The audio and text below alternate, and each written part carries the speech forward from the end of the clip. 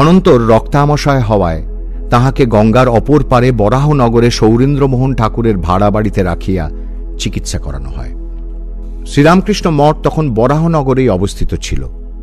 চিকিৎসার ফলে রোগের উপশম হইলে শ্রীমা বলরামবাবুর বাড়িতে আসেন এবং দুর্গাপুজোর পর কার্তিক মাসে কামারপুকুর হইয়া জয়রামবাটি যান। তিনি পিতৃগৃহে কিরূপে দিন কাটাইয়াছিলেন তাহা সুবিদিত নহে। তবে 1891 খ্রিস্টাব্দের জগদ্ধাত্রী পূজাকালের 25শে কার্তিক 1298 সাল, ইংরাজি 10ই নভেম্বর 1891 খ্রিস্টাব্দ যে বিবরণ সংরক্ষিত হইয়াছে তাহাতে স্পষ্টই প্রতীত হয় যে শ্রীমা তখন পূর্ণরূপে মাতৃত্বে প্রতিষ্ঠিত এবং তাহার দেবীত্ব ভক্ত ও পরিচিতগণের নিকট সুপরিজ্ঞাত। তখন শ্রীমায়ের পিতৃগৃহে জগদ্ধাত্রী পূজা হইবে এই সংবাদ পাইয়া কলকাতা হইতে পূজ্যপাত স্বামী শারদানন্দ পূজোপকরণ আদি লইয়া জয়রামবাটিতে যাত্রা করিলেন এবং তাহার সঙ্গে চলিলেন শ্রীযুত সান্যাল মহাশয়, হরমোহন মিত্র, কালীকৃষ্ণ, স্বামী বিরজানন্দজি, গোলাপ মা ও যোগিন মা। তাহারা বর্ধমান হইতে গরুর গাড়িতে কামারপুকুরে উপস্থিত হইলেন এবং শ্রীরামকৃষ্ণের জন্মস্থান আদি দর্শনান্তে পদব্রজে জয়রামবাটি পৌঁছলেন। তাহাদিগকে পাইয়া মায়ের আনন্দ ধরে না, কিরূপে তাহাদের যত্ন করিবেন, কি খাওয়াইবেন ভাবিয়া পান না। প্রতিদিন তিনি স্বহস্তে তরকারি কুটিতেন এবং রন্ধনান্তে পার্শ্বে বসিয়া সকলকে সযত্নে খাওয়াইতেন। তাহার অপরিসীম স্নেহে সকলের হৃদয়ে গলিয়া গেল। দলের মধ্যে সর্বকনিষ্ঠ তরুণ তাপস কালীকৃষ্ণকে তিনি পুত্ররূপে গ্রহণ করিয়া চিবুকে হাত দিয়া চুম্বন করিলেন। কালীকৃষ্ণের সর্বত্র অবাধ গতি ছিল। তিনি বয়স্কদের ফরমাস খাটিতেন, পান ও জলখাবার আনিতে অথবা স্বামী শারদানন্দজি ও সান্যাল মহাশয়ের জন্য তামাকের আগুন আনিতে প্রায় ভিতরে যাইতেন। সন্তানকে হাতে করিয়া আগুন দিতে নাই বলিয়া শ্রীমা ঘুঁটের বা কাঠের আগুন মাটিতে ফেলিয়া কালীকৃষ্ণকে চিমটার দ্বারা উহা তুলিয়া লইতে বলিতেন। শ্রীমায়ের জননী শ্যামা সুন্দরীকে ইহারা দিদিমা বলিতেন। দিদিমা বড়ই সরল ও অনলস। দিবারাত্র তাহার কাজের বিরাম ছিল না। গুরু সেবা, মজুদদের খাওয়ানো, ধান ভানা প্রভৃতি কার্য একটার পর একটা চলিয়াছে, অথচ মুখে সর্বদা হাসি লাগিয়াই আছে, বিরক্ত বা ক্রোধের লেশ মাত্র নাই। শ্রীমা তাহাকে যথাসাধ্য সাহায্য করিতেন। দিদিমা নাতিক জ্ঞানে ভক্তদিগকে খুব যত্ন করিতেন এবং তাহাদের দিদিমা ডাকে বিশেষ আহ্লাদিত হইতেন। নাতিদের প্রতি তাহার এই প্রীতি খুবই স্বাভাবিক ছিল। পরেও যখনই যিনি গিয়াছেন তিনি দিদিমা স্নেহ যত্নে মুগ্ধ হইয়াছেন। দিদিমা সমস্ত বৎসর ধরিয়া নাতিদের জন্য আবশ্যক দ্রব্যাদি গুছাইয়া রাখিতেন আর বলিতেন, আমার ভক্ত ভগবানের সংসার। সেবারে জগদ্ধাত্রী পূজায় আগত কালী কৃষ্ণাদি নাতিদিগকে দিদিমা শ্রী শ্রী ঠাকুরের অনেক গল্প শুনাইয়াছিলেন। একদিন বাড়িতে দেশরার হরিদাস বৈরাগী আসিয়া বেহালা বাজাইয়া গান ধরিল। কি আনন্দের কথা উমে গো মা, ওমা লোকের মুখে শুনি, সত্য বল শিবানী, অন্নপূর্ণা নাম কি তোর কাশীধামে? অপর্ণে যখন তোমায় অর্পণ করি, ভোলানাথ ছিলেন মুষ্টির ভিখারি, আজ কি সুখের কথা শুনি শুভঙ্করী, বিশ্বেশ্বরী তুই কি বিশ্বেশ্বরের বামে? খ্যাপা খ্যাপা আমার বলতো দিগম্বরে, গঞ্জনা শোয়েছি কত ঘরে পরে, এখন দ্বারই নাকি আছে দিগম্বরের দ্বারে, দর্শন পায় না ইন্দ্র চন্দ্র জমে। হিমালয় বাস হর করিয়াছে, ভিক্ষায় দিন রক্ষা এমন দিন গেছে, এখন কুবের ধনেতে কাশীনাথ হয়েছে, ফিরেছে কি কপাল তোর কপাল ক্রমে? বিষয় বৃদ্ধি বটে বিশ্বাস হইল মনে, তা না হলে গৌরীর এতে গৌরব কেনে? নয়নে না দেখে আপন সন্তানে, মুখ বাঁকায় রয় শ্রীরাধিকার নামে। গানটি যেন শ্রী শ্রী মায়ের জীবনেরই অবিকল ছবি, তাই সকলেই মুগ্ধ চিত্তে শুনিলেন। ভিতর হইতে যোগিন মা ও গোলাপ মার অনুরোধ আশায় গানটি আবার গাওয়া হইল। অনন্তর পয়সা ও সিদা লইয়া ভিখারি চলিয়া গেলে দিদিমা বলিতে লাগিলেন, হ্যাঁ গো, তখন সকলেই জামাইকে খ্যাপা বলতো, শারদার অদৃষ্টকে ধিক্কার দিত, আমায় কত কথা শোনাত, মনের দুঃখে মরে যেতুম। আর আজ দেখো কত বড় ঘরের ছেলেমেয়েরা দেবীজ্ঞানে শারদার পা পূজা করছে। শ্রীমায়ের পিতৃগৃহে প্রথা অনুযায়ী জগদ্ধাত্রী পূজা 3 দিন ধরিয়া মহা সমারোহে সম্পন্ন হইল। মাকে সর্বদাই রন্ধন আদিতে ব্যস্ত দেখা গেল। কয়দিনই সন্ধ্যা আরতি এবং প্রধান পূজা কালে তিনি করজোড়ে দাঁড়াইয়া জগদম্বাকে দর্শন করিলেন অথবা চামর বজন করিলেন। 3 দিনই দূর দূরান্ত হইতে আগত সর্বশ্রেণীর লোক প্রসাদ পাইলেন। সকলেই দেশের রীতি অনুযায়ী ভাত, কড়াইয়ের ডাল, পোস্ত চচ্চড়ি, বিবিধ তরকারি, দই ও মিঠাই তৃপ্তি সহকারে গ্রহণ করিলেন। 2 রাত্রি যাত্রাও হইল। পূজার 3 দিন পরে কলকাতা হইতে আগত শারদানন্দজি প্রমুখ সকলেই ম্যালেরিয়ায় শয্যা গ্রহণ করিলেন। মায়ের তখন চিন্তার অবধি নাই। কেবলই বলেন, মাগো কি হবে, ছেলেরা সকলেই পড়ে পড়ে ভুগছে। কাজের অবকাশে তিনি প্রায় দরজার বাহিরে নীরবে দাঁড়াইয়া রোগীদের দেখিয়া যান। গ্রামের দুধ দুষ্প্রাপ্য, তথাপি তিনি বাড়ি বাড়ি ঘুরিয়া 1 পোয়া 8 পোয়া যাহা পান সংগ্রহ করিয়া আনেন এবং তদ্বারা পথ্যের ব্যবস্থা করেন। অন্নপথ্য করার পর ইহারা স্থির করিলেন যে অধিক দিন থাকিলে মায়ের খাটুনি বাড়িবে, অতএব কলকাতায় ফিরিয়া যাওয়া আবশ্যক। মা কিন্তু বলিতে লাগিলেন, আর একটু সেরেও বল পেয়ে যাবে। তথাপি নির্দিষ্ট দিনে ইহারা আহার আনতে গরুর গাড়িতে উঠিলেন। মা খিড়কির দরজার সামনে দাঁড়াইয়া দেখিতে লাগিলেন, তাহার চক্ষে অবিরাম ধারা বহিতেছে। গোলাপ মা এবং যোগিন মাও অশ্রু নিরোধ করিতে পারিলেন না। কালীকৃষ্ণেরও চক্ষু হইতে জল গড়াইয়া পড়িল। গাড়ি চলিতে লাগিল। অনেক দূর যাওয়ার পর কালীকৃষ্ণ ফিরিয়া চাহিয়া দেখিলেন, মা তখনও তালপুকুরের পাড়ে দাঁড়াইয়া তাহাদেরই দিকে সতৃষ্ণ নয়নে চাহিয়া আছেন। ক্রমে গাড়ি দৃষ্টিপথের বাহিরে চলিয়া গেল। মঠে ফিরিতে ফিরিতে কালীকৃষ্ণ ভাবিতে লাগিলেন, মার কথা যা সামান্য শুনেছিলুম তাতে কে জানত যে মা এরকম মা, এরকম করে মন প্রাণ কেড়ে নিয়ে আপনার হতেও আপনার করে নেবেন। বাড়ির মাকে তো খুব ভালোবাসতুম, তিনিও কত ভালোবাসতেন, কিন্তু এই যে জন্ম জন্মান্তরের চিরকালের আপনার মা। 1297 সালের কার্তিক মাস হইতে 1300 সালের প্রথম পাদ পর্যন্ত সুদীর্ঘকাল দেশে কাটাইয়া শ্রীমা আষাঢ় মাসে কলকাতায় আসিলেন। বেলুড়ে গঙ্গার তীরে নীলাম্বর মুখোপাধ্যায়ের বাড়িতে তাহার বাসস্থান নির্দিষ্ট হইল। এখানে তাহার অন্যতম সেবকরূপে সারদা স্বামী ত্রিগুণাতীতানন্দ মহারাজ থাকিতেন। সেবক নিষ্ঠা সহকারে প্রতি সন্ধ্যায় শিউলি গাছের তলায় পরিষ্কার কাপড় পাতিয়া রাখিতেন, যাহাতে শ্রীমায়ের পূজার ফুল মাটিতে পড়িয়া অব্যবহার্য না হয়। এই সময়ের অন্যতম ঘটনা শ্রীমায়ের পঞ্চতপানুষ্ঠান। শ্রী শ্রী ঠাকুরের দেহত্যাগের পর মায়ের মনে তীব্র বৈরাগ্য উপস্থিত হইয়াছিল। কর্তব্যবোধে উপস্থিত কার্য করিয়া গেলেও তাহার কেবল মনে হইত, এমন সোনার ঠাকুরই যখন চলিয়া গেলেন তখন তাহার থাকার সার্থকতা কি? কিছুই ভালো লাগিত না, কাহারও সহিত আলাপ করিতে প্রবৃত্তি হইত না। শ্রীমায়ের অন্তরের বিষাদ দূরীকরণার্থে ত্যাগী সন্তানগণ তাহাকে তীর্থে তীর্থে ভ্রমণ করাইতে লাগিলেন। শ্রীমা যখন কাশীতে ছিলেন তখন এক নেপালি সাধুনী তাহার নিকট আসিতেন। তিনি নানা প্রকার অনুষ্ঠান আদিতে অভিজ্ঞ ছিলেন। মাতা ঠাকুরানীর মানসিক অবস্থা দেখিয়া তিনি একদিন পরামর্শ দিলেন, মাই পঞ্চতপা করো। সাধুনীর কথায় শ্রীমায়ের চিন্তা স্রোত নবধারায় প্রবাহিত হইল। তিনি ভাবিলেন, বাহিরের আগুন যদি দুঃসহ রূপে প্রজ্বলিত হয় তবে মনের আগুন নিভিতেও পারে। অধিকন্তু তদবধি তাহার বোধ হইতে লাগিল যে শরীর রক্ষারও হয়তো একটা প্রয়োজন আছে, কারণ তখনও তাহার কর্ণে শ্রী শ্রী ঠাকুরের বাণী ধ্বনিত হইতেছিল, তোমার মরা হবে না, তোমায় থাকতে হবে। এইরূপ দ্বিধা সংকুল চিত্ত লইয়াই তিনি দিন কাটাইতেছিলেন। এমন সময় 2টি দৈব দর্শন বা নির্দেশ তাহাকে যেন ওই কার্যে প্ররোচিত করিতে থাকিল।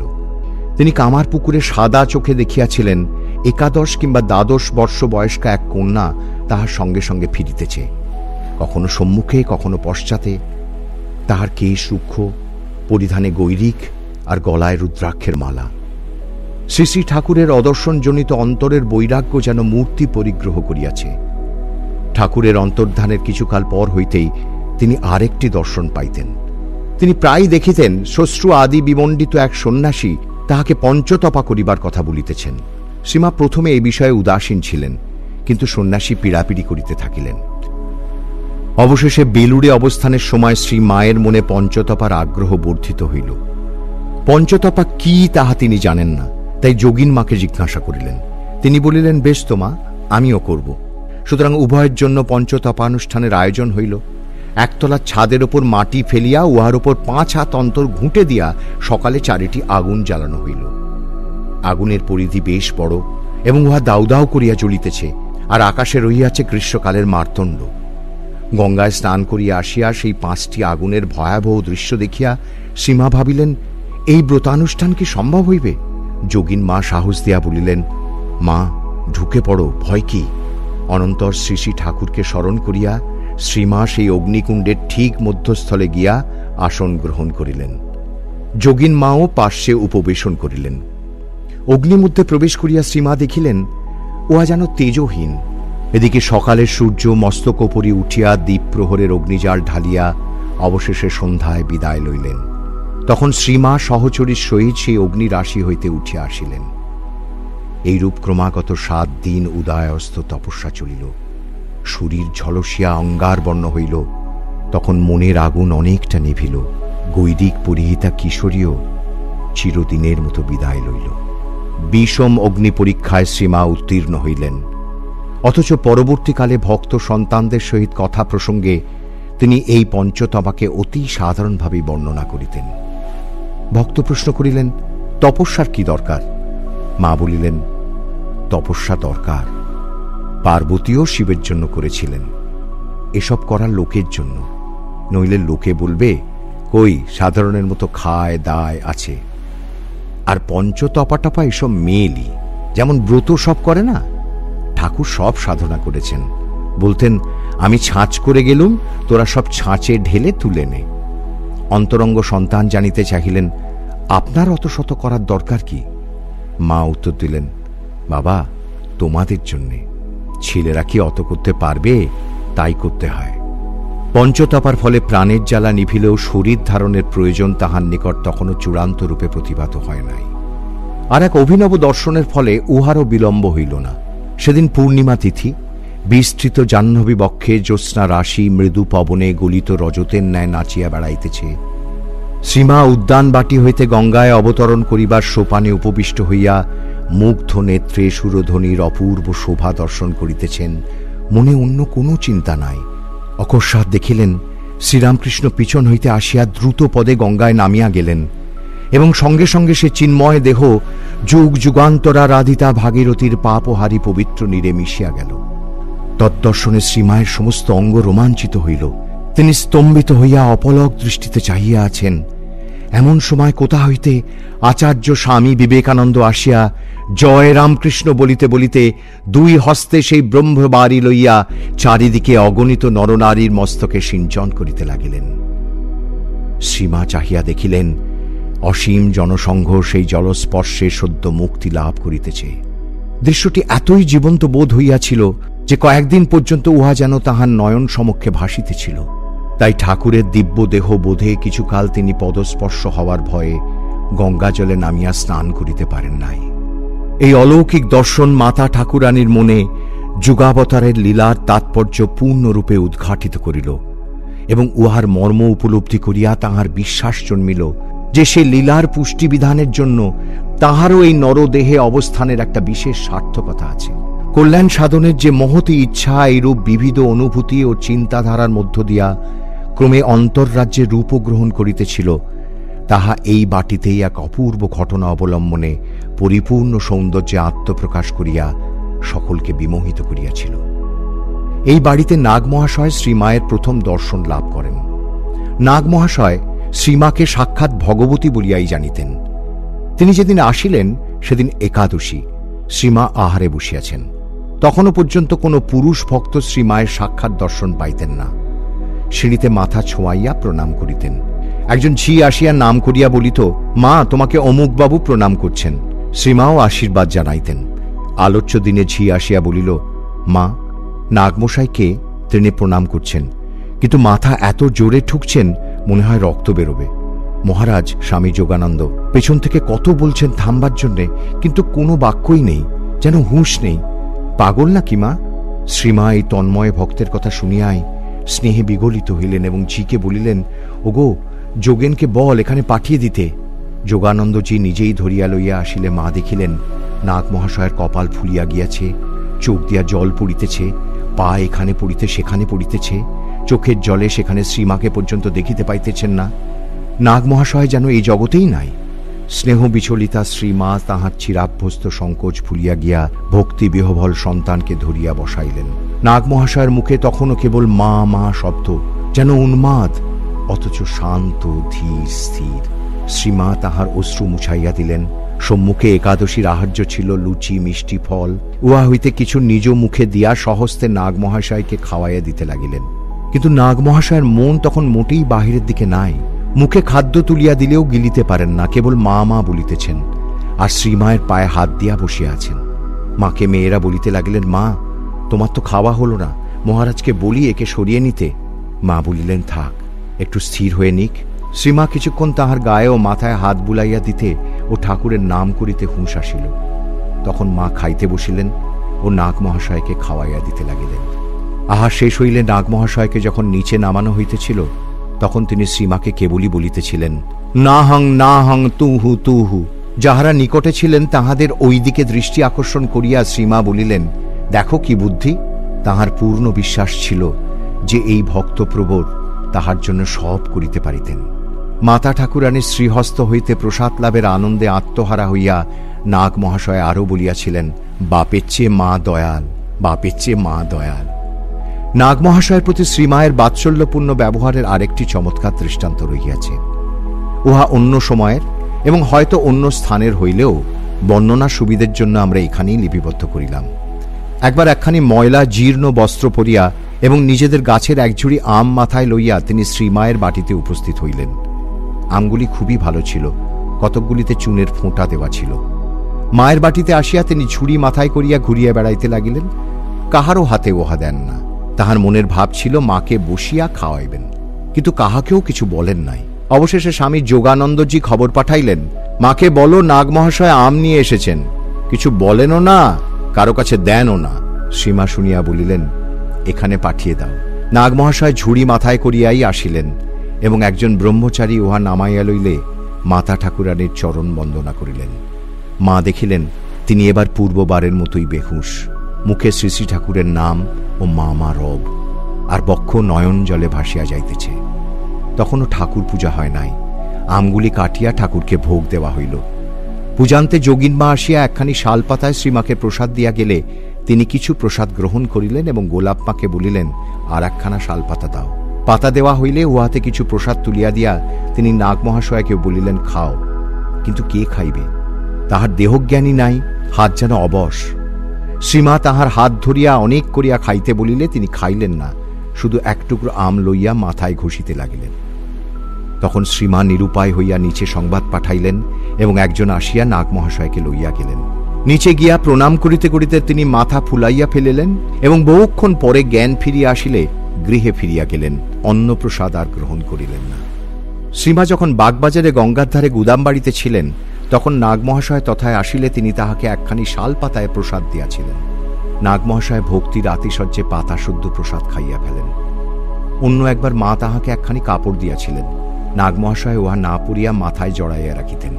তাহার প্রতি শ্রীমায়ের অপার স্নেহ তাহার দেহত্যাগের পরেও শতদা প্রকাশিত হইত।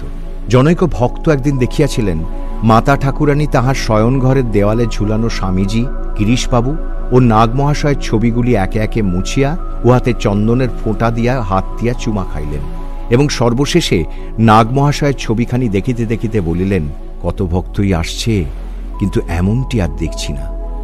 আলোচ্য সময়ে নীলাম্বরবাবুর বাড়িতে কয়েক মাস কাটাইয়া শ্রীমা সম্ভবত জয়রামবাটি চলিয়া যান। অতঃপর 1300 সালের পৌষ মাসে বলরামবাবুর কন্যা শ্রীমতী ভুবন মোহিনীর মৃত্যুতে তাহার পত্নী শ্রীযুক্তা কৃষ্ণ ভাবিনী শোকে জর্জরিত ও রোগে বিশীর্ণ হইয়া পড়িলে, যখন স্থির হইল যে তাহাকে বায়ু পরিবর্তনের জন্য বিহারের অন্তর্গত আর 8 মাইল পূর্ববর্তী কৈলোয়ারে যাইতে হইবে, তখন তিনি বলিলেন যে শ্রীমা সঙ্গে থাকিলে তবেই তাহার যাওয়া চলিবে। অতএব ভক্তের অনুরোধে শ্রীমা ওই বৎসর মাঘ মাসে কলকাতায় আসিলেন এবং অচিরেই কৃষ্ণ ভাবিনী ও তাহার জননী গোলাপ মা, স্বামী শারদানন্দ, যোগানন্দ ও ত্রিগুণাতীতানন্দ এবং স্বামী যোগানন্দের পিতা শ্রীযুক্ত নবীনচন্দ্র চৌধুরীর সহিত কৈলোয়ার গমন করিলেন। এইখানে তাহারা 2 মাস ছিলেন। কৈলোয়ারে শ্রীমা দেখিয়াছিলেন বন্য হরিণকুল দলবদ্ধ হইয়া ত্রিভুজ আকারে চলিয়াছে। আবার বিপদের আভাস পাইবা মাত্র যেন পাখা মিলিয়া নিমিষে অন্তরিত হইতেছে। আর দেখিয়াছিলেন ছোট ছোট খেজুর গাছ হইতে পাছে শেয়ালে রস খাইয়া ফেলে, এই ভয়ে লোকেরা মাটিতে গর্ত করিয়া সারা রাত্রি তাহাতে বসিয়া পাহারা দেয়।